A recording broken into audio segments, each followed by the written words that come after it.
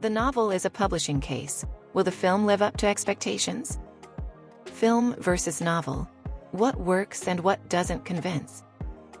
In addition to what we have adequately told you above, the fundamental reason for the initial success of the Tearsmith is represented by its story. Maker of Tears fits into the trend of love stories that teenagers now love to read and see on the big and small screen.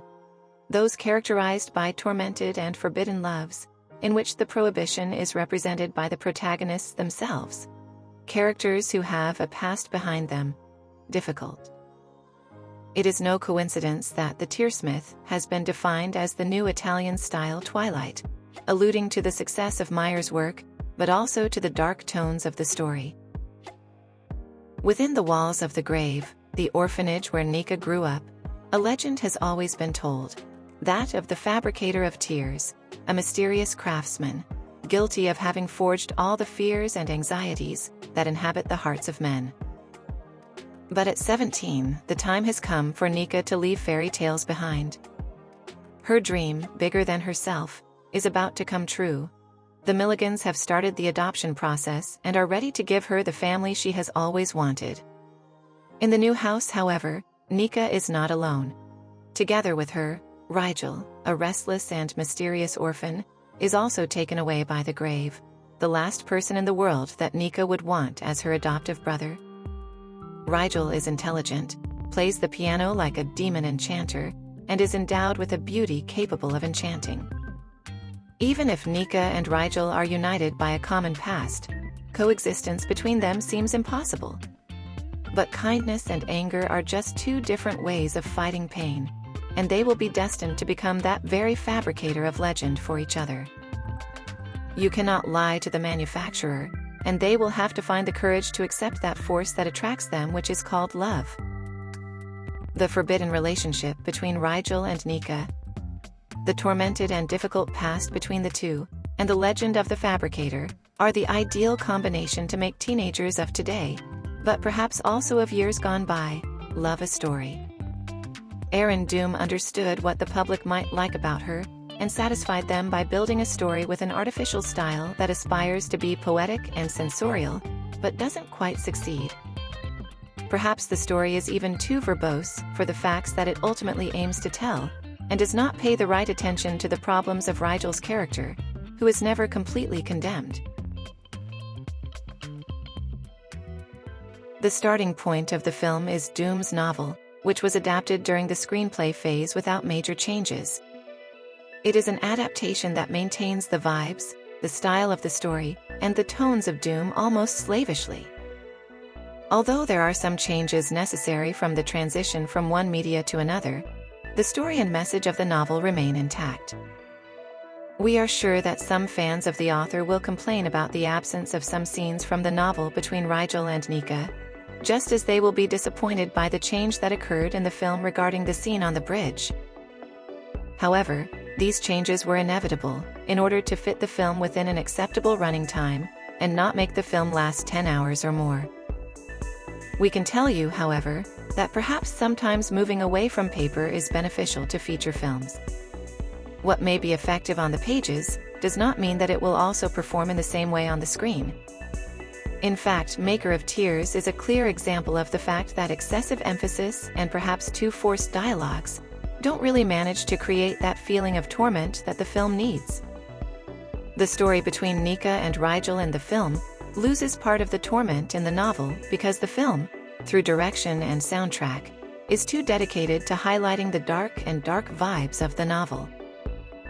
The film makes the mistake of completely forgetting some of the male protagonist's behaviors. Rigel is a huge red flag, a term used by passionate readers to indicate those protagonists who are highly to be avoided in real life. And even if there are several scenes within the feature film that highlight this, the film never ends up condemning him, but rather he justifies it over and over again, even forgetting some acts of bullying against secondary characters. Perhaps the reasons why Rigel interacts violently with the male subjects who interface with the protagonist should have been better written. Rigel's jealousy is obvious but never thwarted or denounced in the story. Just as little in depth are the female co-protagonists who are friends of Nica, who at the end are completely forgotten in favor of the love story between the two main protagonists. In conclusion, Maker of Tears is a film that fans of the novel who don't expect to see the entire book transposed into live-action format could really enjoy. On the other hand, it will not satisfy those who had already found the novel problematic, given that the flesh and blood version of the story presents high peaks of surrealism. It is certainly a film that social media and the press will be talking about for the entire month of April, and which will be a guaranteed success in terms of views. We cannot guarantee the same fate for the critics of the film, given that unfortunately it has several shortcomings. The novel is a publishing case. Will the film live up to expectations? Here is the history, the differences and similarities between the two media. Fans of Doom will certainly need no introduction, as they will already know that the film adaptation of the best-selling novel in Italy in 2022 has landed on Netflix on April 4th. Maker of Tears is now a live-action film available in the Doom catalog. Netflix is completely made in Italy. Precisely because it is a transposition from print to screen, the risk that Netflix took was enormous. Will it be repaid? Did fans of the novel appreciate the film, or did they find too many gaps and excessive cuts of scenes they considered essential? Here's the success story of The Tearsmith, and our spoiler-free comparison of the book and the film. As we mentioned at the beginning, The Tearsmith is the book that sold the most copies in our territory during 2022. 450,000 copies of Doom's most famous novel were sold. This is a real record and a situation that deserves to be analyzed and explored in detail, given that on balance it is truly interesting and auspicious for the future. The Tearsmith was born on Wattpad in 2017. Perhaps many non-writers or fans of fanfiction will not be aware of Wattpad, but it is a platform that allows writers to publish their novels for free, in full or in episodes, thus allowing them to make their audience.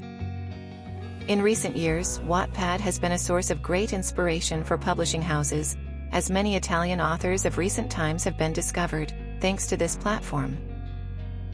The writer's social network par excellence acts as a springboard for emerging authors, who already have their own following, and which Italian publishing houses can focus on already having more or less certainty of the editorial success of the manuscript they will publish. The reason is easy to say. Fans of Wattpad authors are usually immediately ready to purchase the book of their favorite author, finally published by a large publishing house. Having a physical copy of a story that is loved so much is emotionally very important from a psychological point of view for a reader, because it increases the closeness between the viewer and the story. The paper format allows the reader to perceive the story as closer to him. Doom also emerges on Wattpad, although at the time she wasn't even called Doom. At the end of 2017, the author arrived on the social network with the nickname Dreams Eater and published her first story and episodes. You'll be amazed to know that it wasn't The Tearsmith. The novel in question is The Way the Snow Falls, a book that will not immediately arrive in Italian bookstores with Solani, despite its great success on the platform.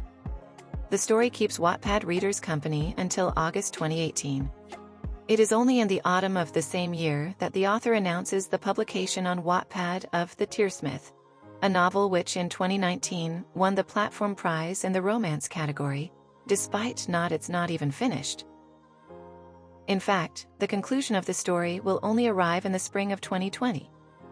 2020 is the decisive year for the future Doom, given that she decides to publish the entire novel in self-publishing, only to then withdraw it from the online store the day after publication, because in the meantime, the call came from Solani. Anonymity greatly benefited the publication of the book. We know well that readers like mysteries about the identities of authors. Not knowing who wrote a story sometimes becomes the main reason why a reader becomes curious and chooses to read it, and then imagine who wrote those words. Secondly, the fact that The Tearsmith could already count on an audience of more than 2 million readers on Wattpad meant certain sales of the novel for Solani. The author's community was strong well before arriving in bookstores, and she then grew larger, enriching herself with readers, especially young and very young ones. Book Talk was the main source of word of mouth once the Tearsmith hit bookstores. The novel has been talked about in all sorts of ways. There are those who have loved and praised it, and those who have accused it of being a source of support for toxic and incestuous stories. In both cases, there was publicity given that in 2022, everyone was talking about Fabricator of Tears on TikTok, thus pushing more and more readers to buy the novel, even just to be able to form their own idea and judge for themselves.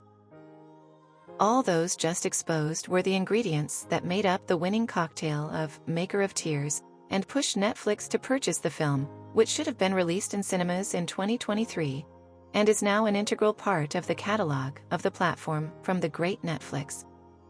Congratulations to Solani for the perspicacity of having been able to grasp the right novel at the right time, and to Netflix for having understood the potential of such a story. Regardless of your tastes, and those of the writer, it is undeniable that Maker of Tears the film is an excellent marketing choice. Anyone will watch it, even just to criticize it. Anticipations to come. The video trailer is in Italian with subtitles in all languages. Remember to press the CC button at the top of the video and choose the subtitle language as well. Go! Good vision! On YouTube, the YouTuber, Giulia Segreti, who became famous for her voice, lets you discover the world of Bridgerton by reciting the most important parts of the book with her voice.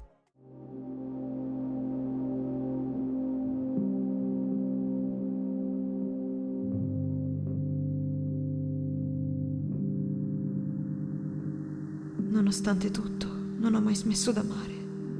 L'ho lasciato solo perché mi ha delusa e ferita.